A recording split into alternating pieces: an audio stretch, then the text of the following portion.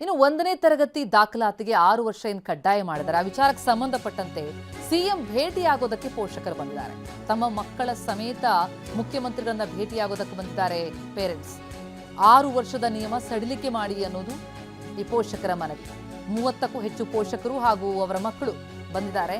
ಮಕ್ಕಳ ದಾಖಲಾತಿಗೆ 9 ದಿನಗಳ ರಿಯಾಯಿತಿ ಕೊಡಿ, 6 ವರ್ಷ ಪೂರ್ಣ ಆಗಿರಬೇಕು ಅನ್ನುವಂಥ ನಿಯಮ ಏನಿದೆ ಅದಕ್ಕೆ ಸ್ವಲ್ಪ ರಿಯಾಯಿತಿ ಕೊಡಿ ಅಂತ ಹೇಳಿ ಕೇಳೋದಕ್ಕೆ ಬಂದಿದ್ದಾರೆ.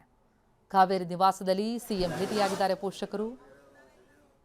1ನೇ ತರಗತಿಗೆ 6 ವರ್ಷ ಕಡ್ಡಾಯ ಅನ್ನುವಂಥ ನಿಯಮ ಪಾಲನೆಯಾಗಬೇಕಾಗಿದೆ. ಆದರೆ ಇದರಿಂದಾಗಿ ಕೆಲ ಮಕ್ಕಳಿಗೆ ಆ ವರ್ಷ 1ನೇ ತರಗತಿಗೆ ಸೇರಿಸೋದಕ್ಕಾಗಲ್ಲ. ಹೀಗಾಗಿ ಕೊಂಚ ನಿಯಮ ಸಡಿಲಿಕೆ ಆಗಬೇಕು ಅನ್ನುವಂಥದ್ದು ಈ ಪೋಷಕರ ಮನವಿ. 30ಕ್ಕೂ ಹೆಚ್ಚು ಪೋಷಕರು ತಮ್ಮ ಮಕ್ಕಳ ಜೊತೆ ಬಂದಿದ್ದಾರೆ. ರಿಯಾಯಿತಿ ಕೊಡಿ ಅಂತ ಕೇಳ್ತಾ ಇದ್ದಾರೆ. ದಾಖಲಾತಿಗೆ 90 ದಿನಗಳ ರಿಯಾಯಿತಿ ಕೊಡಿ ಅನ್ನುವಂಥದ್ದು ಇವರ ಬೇಡಿಕೆ.